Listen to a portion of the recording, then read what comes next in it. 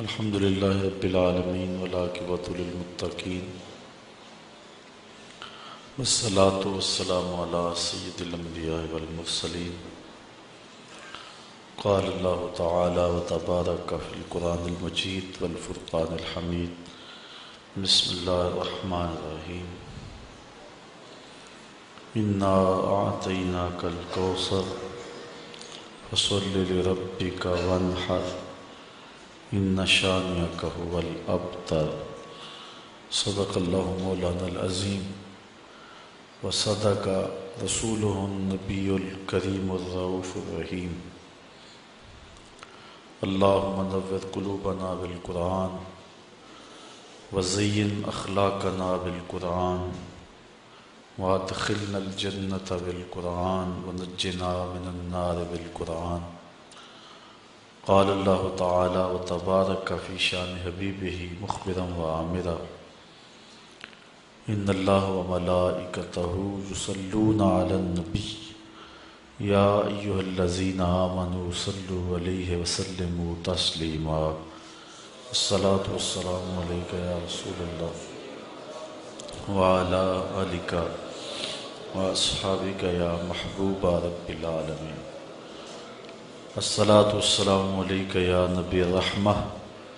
وعلی آلک واصحابک یا رسول الملاحہ۔ تمام حمد و ثنا، تعریف و توصیف اللہ جل مجدہ الکریم کی ذات بابرکات کے لیے جو خالق کائنات بھی ہے اور مالک شش جہات بھی۔ اللہ جل وعلا کی حمد و ثنا کے بعد حضور نبی اکرم شفیع امم رسول محتشم نبی مکرم اللہ کے پیارے امت کے سہارے رب کے محبوب دانائے غیوب مالک رقاب امم فخر عرب و عجم والی کون و مکان سیاہ لا مکان سید انس و جاں سرور لالا رخاں نیر تاباں سر نشین مہوشاں ماہ خوباں شہنشاہ حسینہ تتمہ دوراں سر خیل زہرہ جمالاں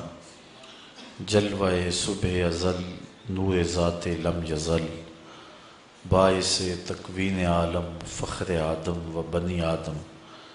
نیر بطحا راستار ما اوہا شاہد ما طغا صاحب علم نشرہ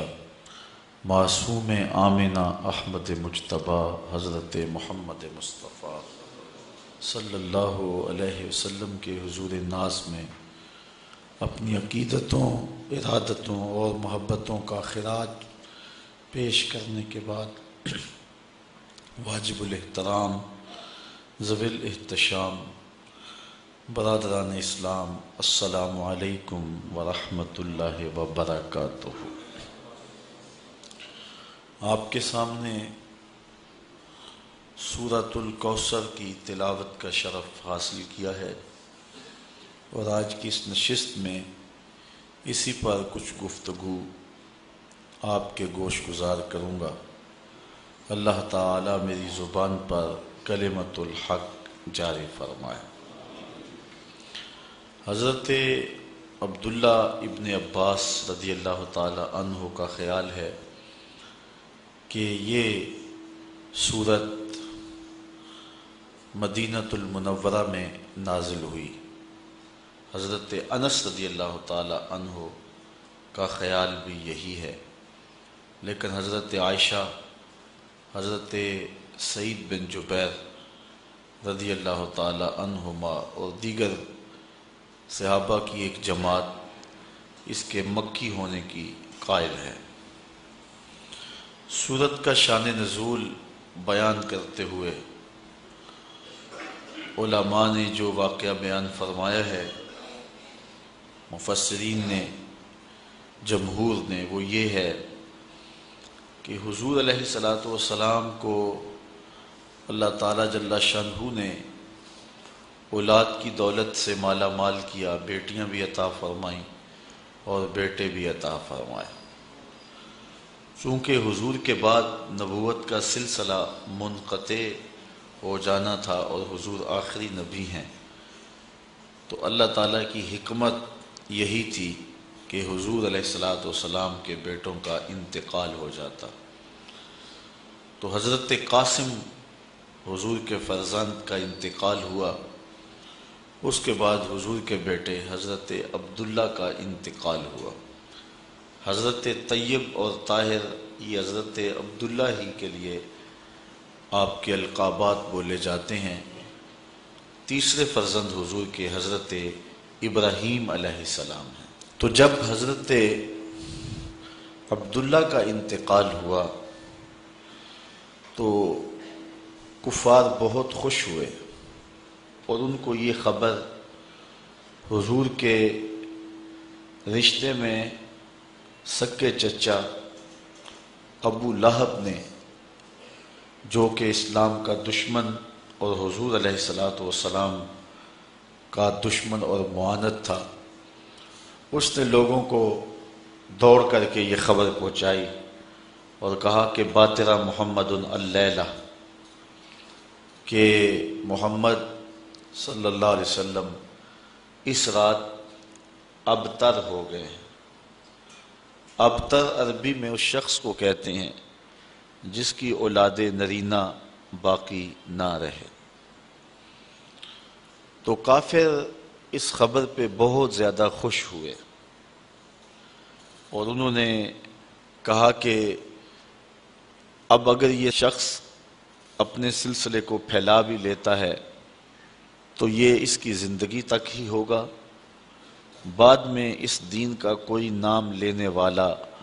نہیں رہے گا، اس لیے کہ جب اس کی اپنی اولاد نرینہ نہیں رہی تو پھر جانشینی اور اس پیغام کے ابلاغ کے لیے آگے کون بڑھے گا اور اس پیغام کو کون آگے پھیلائے گا۔ اور ایک روایت میں عاص بن وائل، یہ وہ بدبخت شخص ہے کہ جس نے حضور علیہ السلام کو یہ طعنہ دیا کہ آپ ابتر ہیں، تو اس پر یہ سورت، جسے سورہ الکوثر کہا جاتا ہے اور اس کے اور بھی متعدد نام ہیں، نازل ہوئی۔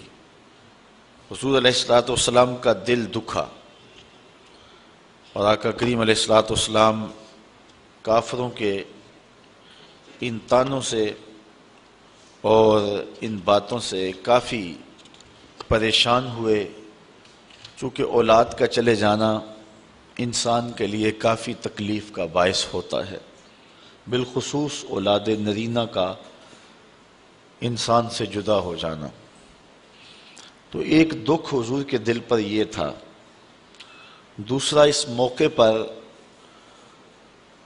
اخلاقی حدوں کو پھلانگ کر کے انہوں نے طعنہ زنی کا آغاز کیا اور حضور علیہ السلام کو ذہنی اور قلبی تکلیف پہنچائی۔ تو آقا کریم علیہ السلام جب آزردہ خاطر ہوئے، دل اطہر زخم ہوا، پہلے ہی اس راستے میں بڑے دکھ سہے تھے، تکالیف، آلام اور مصائب حضور نے برداشت کی تھیں، راہ دین میں انہیں بدنی، ذہنی اور قلبی تکلیفات برداشت کرنا پڑی تھیں، کانٹے بچھائے گئے، گڑھے کھودے گئے، اجریاں ڈالی گئیں، گلے میں کپڑا ڈال کے تاؤ دیا گیا،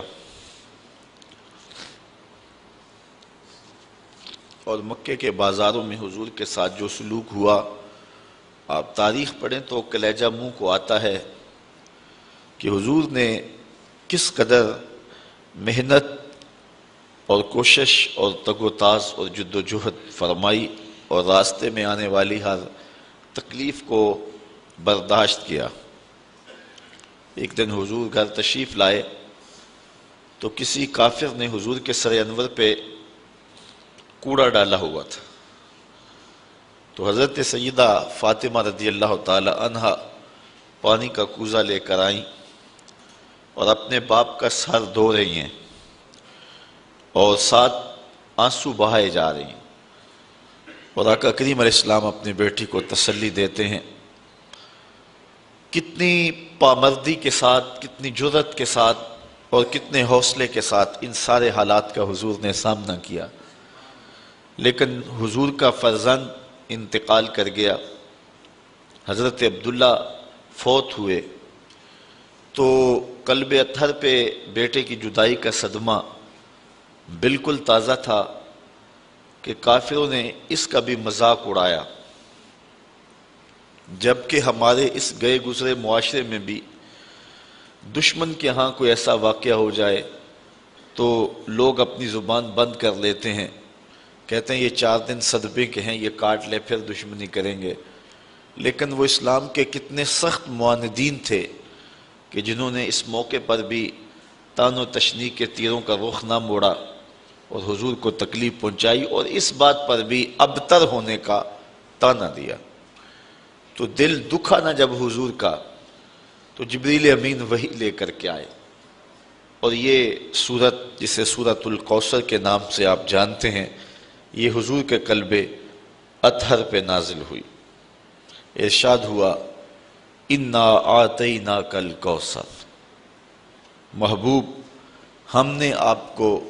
کوثر عطا کیا۔ اپنے محبوب کے قلب اطہر کو تسلی دی، ہم نے آپ کو کوثر عطا کیا۔ کوثر کے بہت سارے معنی ہیں، ان میں سے ایک معنی اولاد کثیر بھی ہے۔ یہ کہتے ہیں کہ آپ ابتر ہو گئے، اب آپ کا کوئی نام نہیں لے گا، لیکن محبوب میں خدا ہو کے وعدہ کرتا ہوں زمانے پہ نام باقی رہے گا تو میرے محمد کا ہی رہے گا۔ فصلی لربک وانحر، اپنے رب کے لیے آپ نماز پڑھیے اور قربانی کیجیے۔ ان شانئک ھو الابتر، بے شک آپ کا جو مبغض ہے، دشمن ہے، معاند ہے۔ عاص بن وائل کی اولاد تلاش کرنے نکل جائیں تو آپ کو عاص بن وائل کی اولاد نہیں ملے گی۔ گو حضور علیہ السلام کے بیٹے اولاد نرینہ حضور کی حیات ظاہریہ میں ہی انتقال کر گئے، لیکن حضور کی نسل حضور کی بیٹی کی طرف چلی۔ اب کائنات کا کوئی گوشہ ایسا نہیں جہاں میرے محمد کے بیٹے نہ پائے جا رہے ہوں، حضور کی اولاد کثرت کے ساتھ موجود نہ ہو۔ کربلا میں خاندان نبوت کو کاٹ کے رکھ دیا گیا اور صرف امام زین العابدین بچے، لیکن اس کے باوجود کائنات کے کسی گوشے میں چلے جائیں آپ کو سادات ملیں گے، حضور کی اولاد ملیں گے۔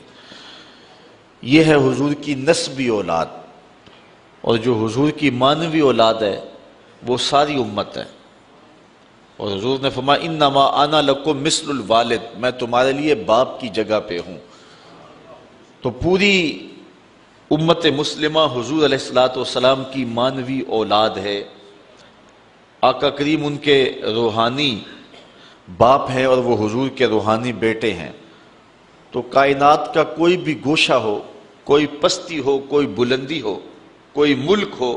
کوئی دیس ہو، کوئی جزیرہ ہو، آپ جہاں بھی پہنچیں گے تمہیں حضور علیہ السلام کے کلمے کی صدا ضرور آئے گی۔ تو یہ ہے حضور علیہ السلام کے نام کی بقا اور حضور کے ذکر کا باقی رہنا جو میرے رب نے وعدہ کیا تھا۔ دشمن مٹ گیا رب کے وعدے کے مطابق، اور محبوب کا نام باقی رہا۔ یہاں ایک سوال ہے کہ اللہ کہے کہ محبوب تیرا دشمن ابتر ہے، عاص بن وائل کے 4 بیٹے زندہ رہے، تو جو بات ہمارا رب کہے گا وہ تقدیر کا فیصلہ ہوگا، تو اس کے 4 بیٹے مر جانے چاہیے تھے، لیکن وہ 4 زندہ رہے۔ تو پھر یہاں اس آیت کا مفہوم کیا ہوگا؟ تو علماء بیان فرماتے ہیں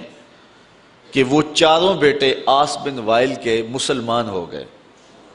بیٹے اس کے تھے اور کلمے میرے رسول کے پڑھتے تھے۔ تو زمانے کو بتایا کہ ابتر کون ہے، تیرے بیٹے بھی جب میرا نام لے رہے ہیں، تیرے بیٹے بھی میرے قصیدے جب پڑھ رہے ہیں، تو بتا پھر ابتر کون ہوا؟ تیرا نام باقی نہیں ہے، اور مصطفیٰ کریم علیہ السلام کا نام آج بھی باقی ہے۔ اور اس دور میں بھی ابو جہل کا بیٹا اکرمہ اسلام کی دولت سے مالا مال ہوتا ہے اور اسی راہ میں اپنی جان قربان کرتا ہے۔ اس طرح باقی جتنے بھی بڑے بڑے کفار تھے ان کے سارے بیٹے ساری اولادیں حضور علیہ السلام کی غلامی میں آ گئیں اور حضور علیہ السلام کے حلقہ ارادت میں شامل ہو گئیں۔ فتح مکہ کے دن 10,000 صحابہ کے ساتھ حضور مکے میں داخل ہوئے تو ان لوگوں نے حضور علیہ السلام کے سامنے پیش ہو کے معذرت کی، اپنے دروازے کھول دیے، حضور کا استقبال کیا،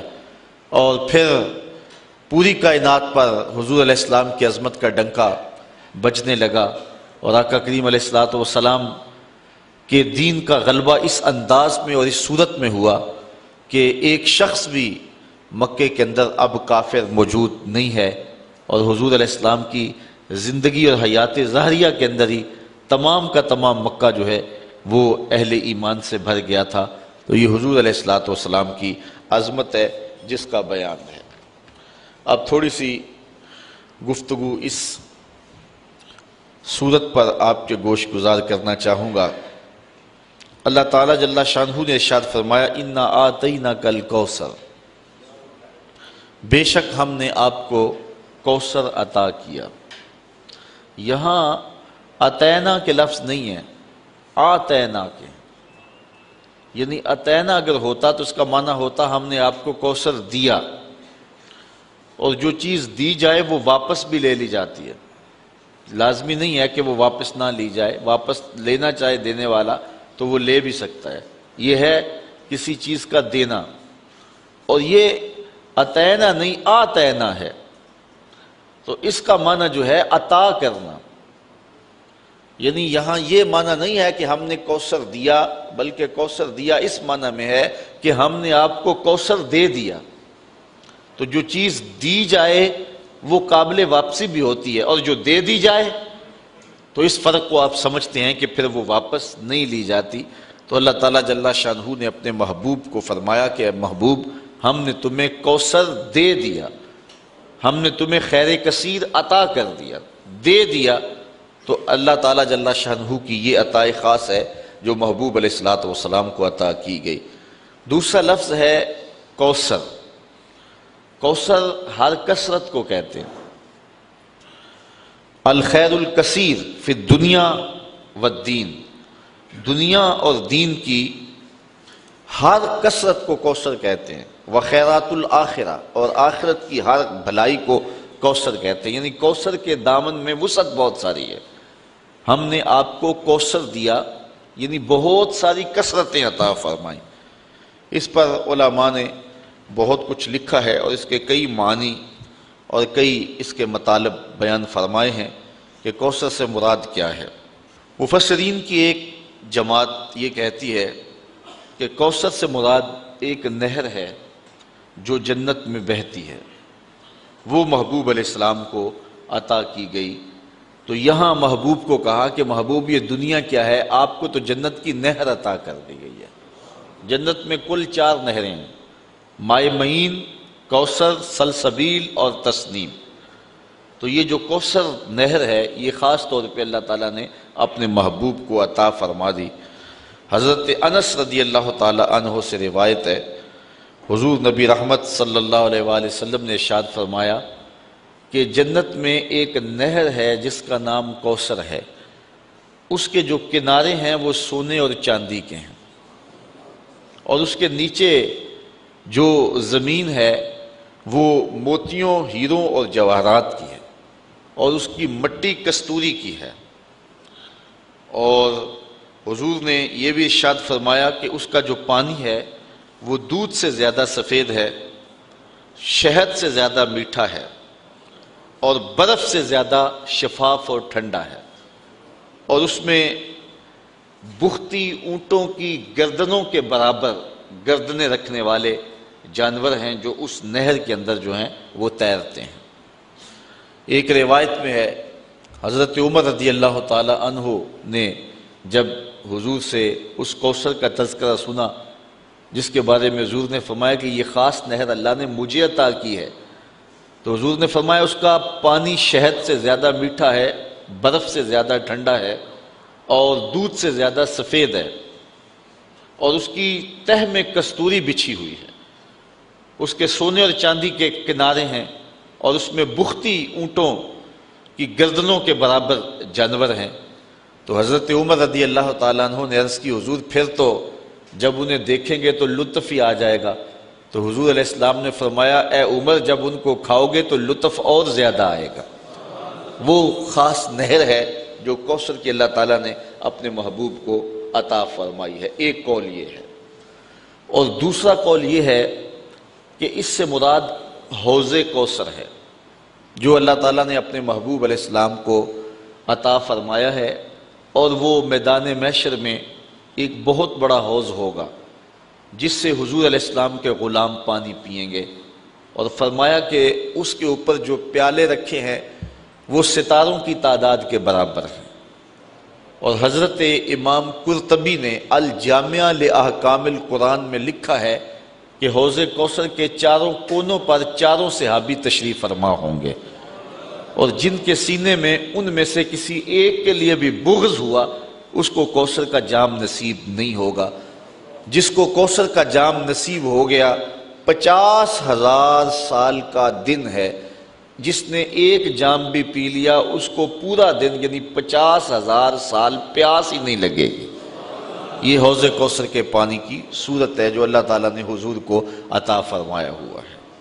ہم تو سحری کا کھانا کھائیں تو 10-11 بجے جب دھوپ چمکتی ہے تو جتنا ٹھنڈا اور جتنا میٹھا پانی بھی پیا ہوا ہو تو اس کے بعد گلا خشک ہونے لگتا ہے، لیکن یہ کوثر کے پانی کا خاص جو ہے وہ اثر ہوگا کہ جس نے ایک جام پی لیا 50,000 سال کا دن ہوگا اس کو دوبارہ پیاس نہیں لگے گی، اس کی یہ تاثیر ہوگی۔ تو قول ثانی یہ ہے کہ کوثر سے مراد حوض کوثر ہے۔ ایک قول کہ وہ نہر ہے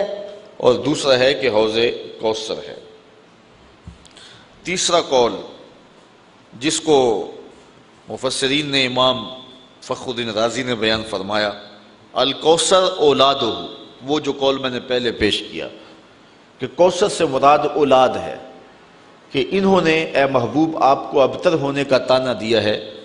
جتنی کثرت کے ساتھ تیری اولاد ہوگی محبوب کسی کی ہوگی ہی نہیں۔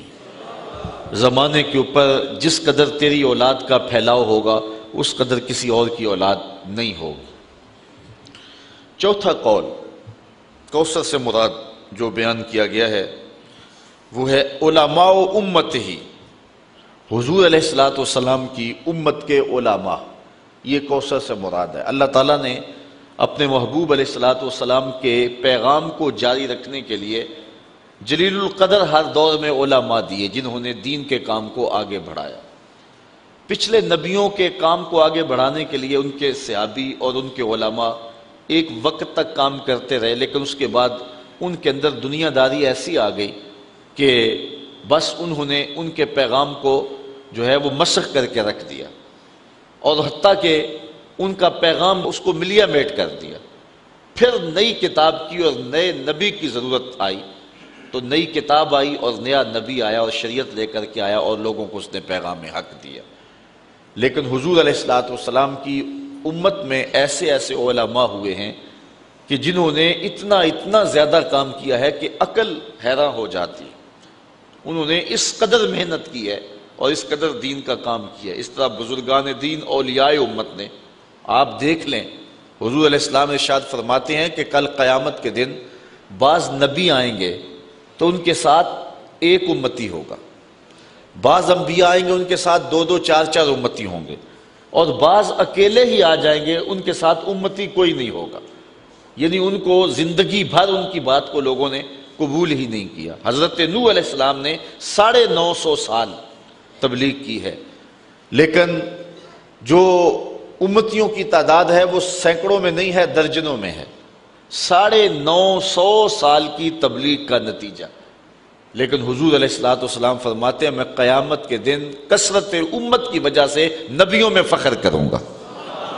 کہ جتنی امت اللہ تعالیٰ نے مجھے عطا کی ہے کسی نبی کی، کسی پیغمبر اور کسی رسول کی اتنی امت نہیں ہے۔ یار ایک معین الدین چشتی اجمیری نے 90 لاکھ کافروں کو کلمہ توحید پڑھایا، تو یہ حضور علیہ السلام کی امت کی وسعت دیکھیے۔ اس وقت 1 ارب 40 کروڑ انسان دنیا کے اوپر آباد ہیں جو حضور کا نام لیتے ہیں اور حضور کا کلمہ پڑھتے ہیں، 1,40,00,000,000 انسان، ہر چوتھا شخص اس وقت پوری دنیا کے اوپر مسلمان ہے، جبکہ یہ امت کے زوال کا دور ہے۔ اس وقت ہم ہر لحاظ سے جو ہے وہ دبے ہوئے ہیں اور غیروں کے دستے نگر ہیں، لیکن اس کے باوجود ہر چوتھا شخص دنیا کے اوپر جو ہے وہ مسلمان ہے، حضور کا غلام ہے۔ تو جب غلبہ آئے گا اور وہ دور آئے گا کہ حضور علیہ السلام کے دین کو اتنی طاقت اور غلبہ ملے گا کہ پوری کائنات کے اندر ایک بھی کافر نہیں ہوگا، پوری کائنات کے اندر جو ہے وہ حضرت امام مہدی جب آئیں گے، حضرت عیسیٰ آئیں گے، پھر اسلام کا اتنا غلبہ ہوگا کہ پوری کائنات کے اندر جو ہے وہ کوئی ایک بھی کافر نہیں ہوگا، جدھر نظر اٹھائیں گے حضور کے سچے غلام ہی نظر آئیں گے آپ کو۔ وہ وقت بھی اللہ تعالیٰ نصیب فرمائے گا۔ تو 14 صدیوں سے یہ سلسلہ آ رہا ہے اور قیامت تک جاری رہے گا۔ تو حضور فرمایا میں کل قیامت کے دن کثرت امت کی وجہ سے نبیوں پر فخر فرماؤں گا۔ تو اس امت کے علماء نے غزالی اور رازی جیسے لوگ، امام احمد بن حنبل جیسے، امام اعظم ابو حنیفہ جیسے، امام شافعی، امام مالک، امام بخاری، امام مسلم، امام ترمذی جیسے لوگوں نے آ کر کے اس دین کے کام کو آگے بڑھایا۔ تو کوثر سے مراد جو ہے وہ علماء امت ہیں جو حضور علیہ السلام کو عطا کیے گئے، اور اتنے علماء کثرت کے ساتھ کسی اور نبی کو نہیں عطا کیے گئے۔ اس لیے علماء حضور کے دین کے کام کو آگے بڑھاتے ہیں۔ کافروں نے کہا تھا بیٹا فوت ہو گیا تو اب یہ کام رک جائے گا، اللہ تعالیٰ فرمایا محبوب ہم نے تمہیں کوثر دیا، یعنی ہم نے تیری امت کے لیے علماء کا انتخاب کیا، اور وہ علماء ایک ایک شخص اٹھے گا اور دین کے جھنڈے کو اٹھائے گا اور پوری دنیا کے اوپر دین کو غالب کر دے گا۔ تو یہ چوتھا قول ہے۔ پانچواں قول الکوثر هو النبوہ، کوثر سے مراد نبوت ہے جو حضور علیہ السلام کو عطا کی گئی۔ گو باقی نبیوں کو بھی یہ نبوت عطا فرمائی گئی ہے، لیکن حضور علیہ السلام کی نبوت اور حضور علیہ السلام کی جو رسالت ہے وہ باقیوں سے ممتاز ہے۔ باقی نبیوں کو بھی معجزات دیے گئے ہیں، لیکن حضور علیہ السلام کو جو معجزات دیے گئے ہیں وہ باقیوں سے ممتاز ہیں۔ اس پر ایک لمبی بحث ہے جو امام رازی نے فرمائی ہے۔ انبیاء علیہ السلام کے درجات کا ذکر کیا ہے، پھر حضور کے مرتبے کا ذکر کیا ہے۔ سب کو درجے دیے گئے ہیں، نبوت کے کمالات دیے گئے ہیں، لیکن جو نبوت حضور کو اور جو کمالات حضور کو دیے گئے ہیں وہ حضور کو ہی دیے گئے ہیں۔ تِلْكَ الرُّسُلُ فَضَّلْنَا بَعْضَهُمْ عَلَى بَعْضٍ مِّنْهُمْ مَنْ كَلَّمَ اللَّهُ وَرَفَعَ بَعْضَهُمْ دَرَجَاتٍ۔ اللہ تعالیٰ ارشاد فرماتا ہے یہ رسول ہیں جن کو ہم نے ایک دوسروں پر فضیلت دی ہوئی ہے، ان میں سے کوئی ایسا ہے جس سے رب نے کلام کیا، اور ان میں سے کوئی ایسا بھی ہے کہ جو درجوں میں سب سے فضیلت اور بلندی پا گیا، اور اس سے مراد میرے اور آپ کے آقا و مولا حضور نبی رحمت صلی اللہ علیہ وآلہ وسلم ہے۔ حضور وہاں تک گئے اور وہ بلندیاں حضور کو نصیب ہوئیں جو کسی اور کا مقسوم نہیں ہے۔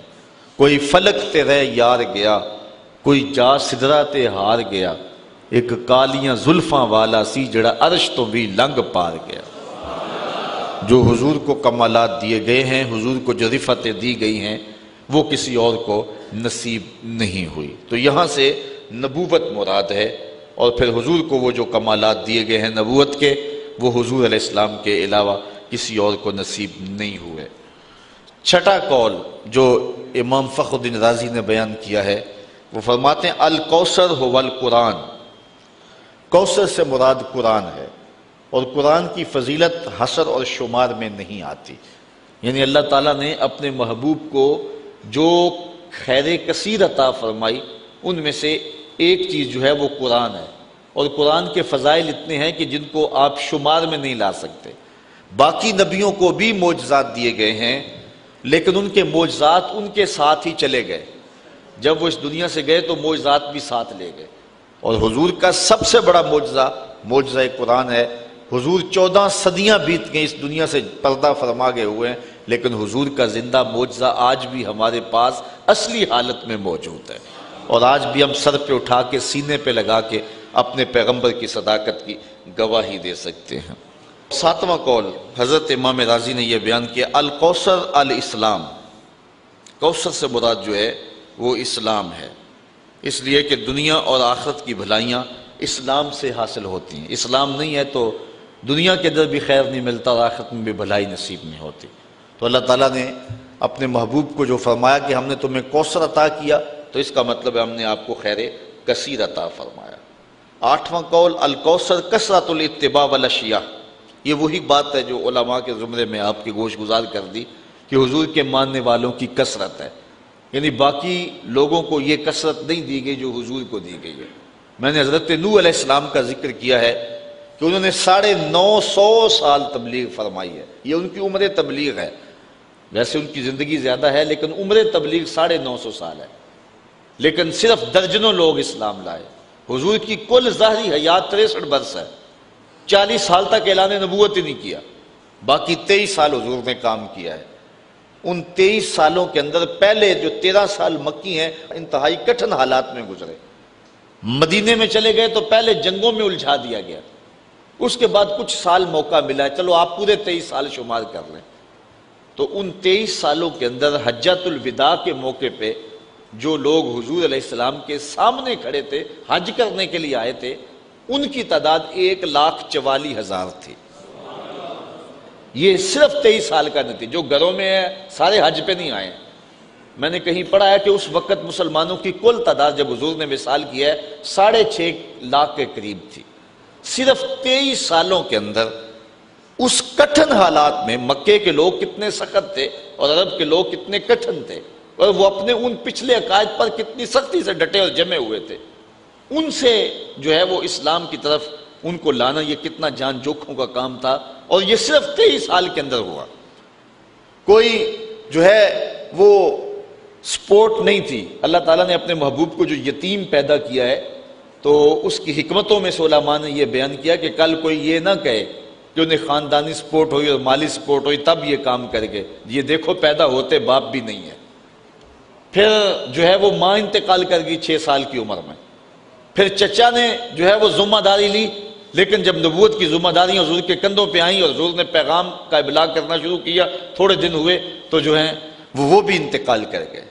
آج کل تو تنظیمیں اور آج کل شخصیات کو جو ہے وہ ایجنسیاں آگے لاتی ہیں،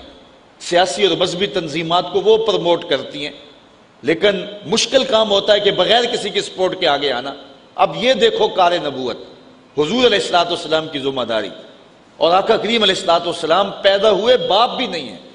ماں بھی انتقال کر گئی، چچا بھی انتقال کر گئے، خاندان والے خود مخالفت کر رہے ہیں، ابو لہب مقابلے میں کھڑا سکا چچا لگتا ہے، اور پھر حضور اٹھ کر کے اس پیغام کو کس طرح غالب کر دیا، اور صرف 23 سالوں کے اندر 6.5 لاکھ کے قریب لوگوں کو اسلام کی طرف مائل کر دیا، اور لوگ پھر ایماندار کیسے پختہ ایماندار تھے، اللہ اکبر۔ اگر بلال کی کہانی پڑھو، ابو بکر اور عمر عثمان کی کہانی پڑھو، مولا کائنات کی کہانی پڑھو، حضرت سلمان فارسی کی کہانی پڑھو، حضرت ابو ذر غفاری کی کہانی پڑھو، تو آپ حیرت زدہ ہوں گے کہ یہ کیسے لوگ ہیں، کیسی جماعت تیار کی، کیسے لوگ تیار کیے۔ ان کے اندر محبت کے جذبے کتنے فراواں تھے، انفاق کے جذبے کتنے فراواں تھے، ان کے اندر اخلاقیات کتنی بلند تھی، جذبہ جہاد کتنا فراواں تھا۔ صرف 23 سالوں کے اندر ایک انقلاب بپا کر دیا۔ مورخ اسلام حفیظ جلندری کہتا ہے وہ کڑکا تھا ایک بجلی کا، یا کہ صوت ہادی، عرب کی زمین جس نے ساری ہلا دی۔ صرف 23 سالوں کے اندر وہ سال انقلاب بپا کیا کہ دنیا حیرت زدہ رہ گئی کہ یہ ہوا کیا۔ ایک عرب نے آدمی کا بول بالا کر دیا، خاک کے ذروں کو ہم دوش سریا کر دیا۔ تو یہ حضور کا کام تھا جو مختصر عرصے میں حضور نے کیا۔ تو کوثر سے مراد کثرت متبعین ہیں جو حضور علیہ السلام کی اتباع کرنے والے ہیں۔ 9واں قول علماء بیان فرماتے ہیں الفضائل الکثیر اللاتی فیہ، کہ حضور علیہ السلام کے کثرت کے ساتھ فضائل ہیں۔ ان میں سے ایک یہ کہ حضور کی امت جو ہے وہ تمام نبیوں کی امتوں سے افضل ہے، اور حضور تمام نبیوں سے افضل ہیں، اور حضور علیہ السلام کو اللہ تعالیٰ نے جو سب سے افضل کتاب ہے قرآن مجید وہ عطا فرمائی، یعنی حضور علیہ السلام کو ہر شے فضیلت والی عطا کی۔ کتاب دی تو وہ کتابوں سے افضل، امت دی تو وہ امتوں سے افضل۔ کوثر سے مراد ایک قول امام رازی یہ بیان کرتے ہیں الکوثر رفعت الذکر، کوثر سے مراد ذکر کی رفعت ہے، یعنی کائنات پہ جتنا ذکر میرے رسول کا ہوا کسی اور کا ہوا ہی نہیں ہے۔ اس وقت بھی آپ دیکھ لیں جاوا کے ساحل سے لے کے رباط کے کوچہ و بازار تک، شرق سے لے کر غرب تک، شمال سے لے کے جنوب تک، کائنات کا کوئی گوشہ ایسا نہیں ہے جس گوشے میں ہر وقت حضور علیہ الصلوۃ والسلام کا نام اذانوں میں گونج نہ رہا ہو۔ پوری کائنات کے اندر ایک لمحہ بھی ایسا نہیں ہوتا جب حضور علیہ الصلوۃ والسلام کے نام کی دہائی نہ دی جا رہی ہو اور اذان نہ پکاری جا رہی ہو۔ پھر جو درود شریف پڑھنے والے لوگ ہیں، حضور کا ذکر کرنے والے لوگ ہیں، یہ یہاں ہزاروں کی تعداد میں ہم لوگ بیٹھ کر کے حضور کا ذکر کر رہے ہیں، تو صرف سیالکوٹ میں ہی اس کے علاوہ اس وقت کتنے لوگ ہوں گے کہ جو حضور علیہ السلام کے ذکر میں مجالس سجائے بیٹھے ہوئے ہوں گے، دروس قرآن میں حضور کا تذکرہ کر رہے ہوں گے۔ پھر پورے ضلع میں پھیل جائیں، پورے صوبے میں، پورے ملک میں، پھر پوری اسلامی دنیا میں چلے جائیں، تو جتنی رفت ذکر اللہ نے اپنے محبوب کو عطا فرمائی ہے، اور پھر جب ربیع الاول کا موسم آتا ہے، اور پھر بالخصوص جب وہ سہانی گھڑیاں آتی ہیں جس لمحوں کے جرمٹ میں حضور پیدا ہوئے ہیں، تو اس وقت ذرا دیکھیں کائنات میں کوئی گوشہ ایسا نہیں ہوتا ہے۔ بلکہ میں نے آپ کو اس بار ربیع الاول کے موقع پہ بتایا تھا کہ سمندروں کی سطحوں کے اوپر چھوٹی کشتی اور جہاز کرائے پہ لے کر نا جو ہے وہ ساحل سمندر کے اوپر لوگوں نے سمندر کی سطح پر بھی حضور کے نام کا جھنڈا لہرایا ہے کہ یہ سمندر بھی جو ہے وہ حضور کے ذکر سے خالی نہ رہ جائیں۔ تو پہاڑوں کی تہوں میں اور غاروں میں اور اونچی چوٹیوں پر، عالم کفر میں، عالم اسلام میں، کائنات کا کوئی گوشہ ایسا نہیں ہوتا کہ جہاں حضور کا ذکر نہ ہو۔ مولانا ظفر علی خان نے کیا خوب بات کہی، کیا ہی شان احمدی کا چمن میں ظہور ہے، ہر گل میں ہر شجر میں محمد کا نور ہے۔ تو کائنات کا ایک گوشہ حضور کے ذکر سے تر رہتا ہے۔ تو کوثر کا یہ مفہوم ہے جس کو حضرت امام فخر الدین رازی نے بیان کیا، اور حضور کے ذکر کو رفت اتنی دی گئی ہے کہ اللہ تعالیٰ جل شانہ نے فرمایا، محبوب اذا ذکرت ذکرت معی، جب میرا ذکر ہوگا تو میرے ذکر کے ساتھ تیرا بھی ذکر ہوگا۔ کبھی ایسا نہیں ہوا کہ ذکر خدا مصطفیٰ کے ذکر سے جدا ہو، وہ ذکر ذکر ہی نہیں ہے خدا کا جو مصطفیٰ کے ذکر کے ساتھ نہ ہو۔ تو یہ رفت ذکر، یہ کوثر کا ایک مفہوم ہے۔ اچھا، اس کا ایک مفہوم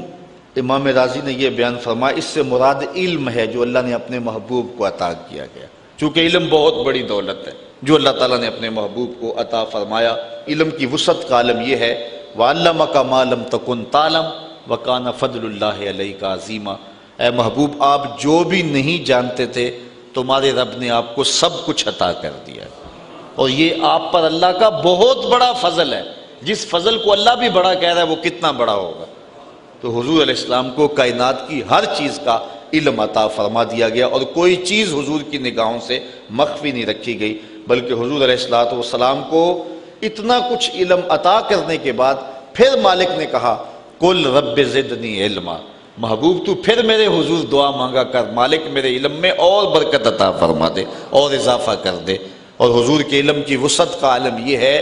کہ حضور کے زمانے اور حضور کے دور کی ہر شے کا علم تو حضور کو تھا ہی تھا، جو گزرے ہوئے ادوار تھے وہ بھی حضور کے سامنے تھے، آنے والے بھی حضور کے سامنے ہیں۔ اور بلکہ آقا کریم نے فرمایا، قرب قیامت میں جب دجال آئے گا اور میرے غلام اس دجال کے مقابلے میں نکلیں گے اور اس کے مقابلے میں جو ہے وہ ٹکراؤ کریں گے، انی لعارف اسماءہم واسماء آبائہم والوان خیولہم، میں اپنے ان غلاموں کے ناموں کو جانتا ہوں، ان کے باپوں کے ناموں کو جانتا ہوں، جن گھوڑوں پہ چڑھ کے جہاد کریں گے ان گھوڑوں کے رنگوں کو بھی جانتا ہوں۔ یہ علم اللہ تعالیٰ نے اپنے محبوب کو عطا فرمایا۔ کوثر سے مراد خلق حسن ہے، یعنی حضور کو اللہ تعالیٰ جل شانہ نے یہ جو خلق حسین عطا فرمایا، خود فرمایا وَإِنَّكَ لَعَلَىٰ خُلُقٍ عَظِيمٍ، جو اللہ نے اپنے محبوب کو خلق عطا فرمایا۔ کوثر سے مراد ایک معنی یہ بھی علماء نے بیان فرمایا، کوثر سے مراد مقام محمود ہے، حضور کو جو اللہ تعالیٰ عطا فرمائے گا محبوب کریم کو، اور وہ شفاعت کا مقام بلند ہے، حضور کو مقام محمود پہ فائز المرام کیا جائے گا، اور آقا کریم جو ہے پھر جس کی چاہیں گے شفاعت کریں گے۔ وہ مخصوص لفظ ہیں جو حضور علیہ السلام کو دیے جائیں گے، اس وقت حضور ان لفظوں سے اللہ کی حمد بولیں گے، پھر اس کے بعد حضور شفاعت کے لیے جو ہے وہ دامن کرم پھیلائیں گے۔ اور حضور کو اللہ تعالیٰ نے یہ اختیار دیا ہے، کہا میرے اللہ نے مجھے اختیار دیا ہے، چاہے جو ہے وہ آدھی امت بغیر حساب کے بخشوا لوں اور چاہے حق شفاعت لے لوں۔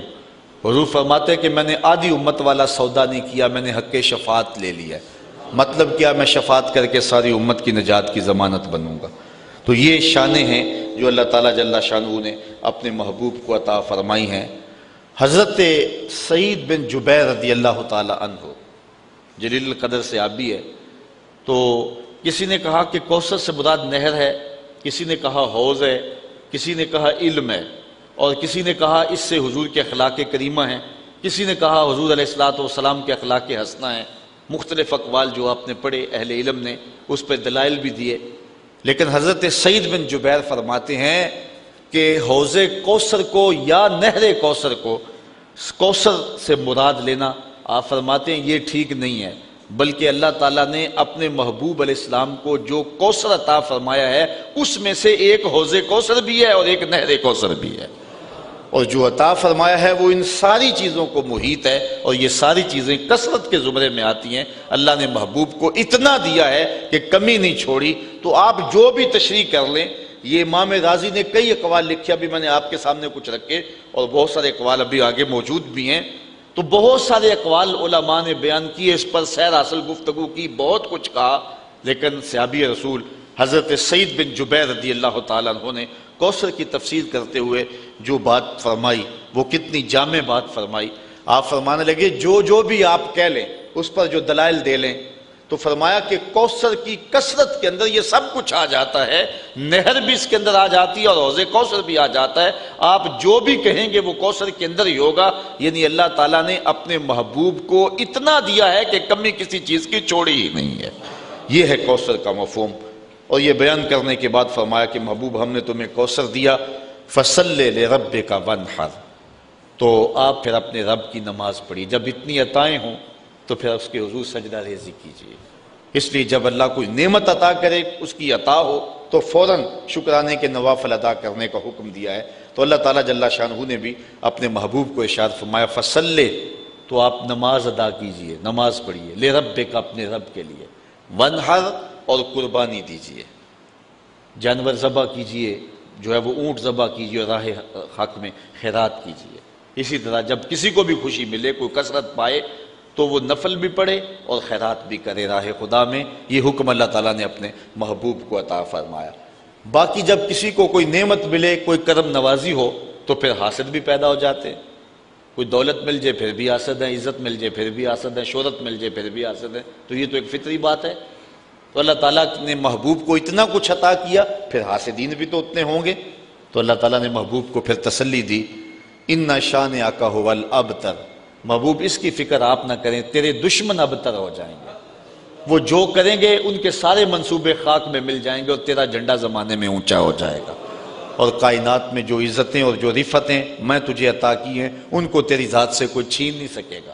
اور جو ہے وہ حاسد جو ہے وہ محسود کی نعمت کا زوال چاہتا ہے، یہ حاسد کا کام ہوتا ہے۔ اس لیے اِنَّ شَانِئَکَ هُوَ الْأَبْتَرُ، جو تیرا مبغض ہے، جو تیرا دشمن ہے، وہ تباہ و برباد ہو جائے گا، اور وہ کبھی بھی جو ہے وہ یہ دولت آپ سے نہیں چھین سکے گا، اور آپ کو جو عزتیں اور عطائیں ہم نے عطا کی ہیں ان کو جو ہے وہ کوئی بھی آپ سے نہیں لے سکے گا۔ تو واقعی ایسا ہوا کہ محبوب علیہ السلام کے جو دشمن تھے وہ ابتر ہو گئے، ذلیل و رسوا ہو گئے، زمانے کے اوپر ان کا نام و نشان بھی نہ رہا۔ لیکن محبوب علیہ السلام تو خیر محبوب رہے نا، حضور کا نام و نشان کیا کوئی مٹا سکتا ہے، اور حضور کا ذکر کون کوئی کم کر سکتا ہے؟ میرے محمد عربی کے بلال کا ذکر کوئی کم نہیں کر سکتا ہے۔ یہاں علامہ اقبال علیہ رحمہ کا لہجہ دیکھیے، کتنی خوبصورت بات کر گئے۔ اقبال یہ کس کے عشق کا فیض عام ہے، رومی فنا ہوا حبشی کو دوام ہے۔ اس وقت کا جو ہے وہ عظیم المرتبت شخص، اس دور کا سلطنت روم کا شہنشاہ، اس دور کی سپر پاور آپ کہہ لیں، اس دور کا اوباما کہہ لیں آپ، لیکن اس دور کے اوباما کا آج دنیا نام بھی نہیں جانتی کہ وہ رومی شہنشاہ کا نام کیا تھا۔ لیکن معاشرے میں جس کو سب سے کم تر اس زمانے میں سمجھتے تھے وہ غلام کو سمجھتے تھے، اور بلال حبشی رضی اللہ تعالیٰ عنہ جو کہ غلاموں کی صف کا آدمی ہے، حضور سے جڑا ہے، اوج ثریا کی بلندیوں تک پہنچ گیا۔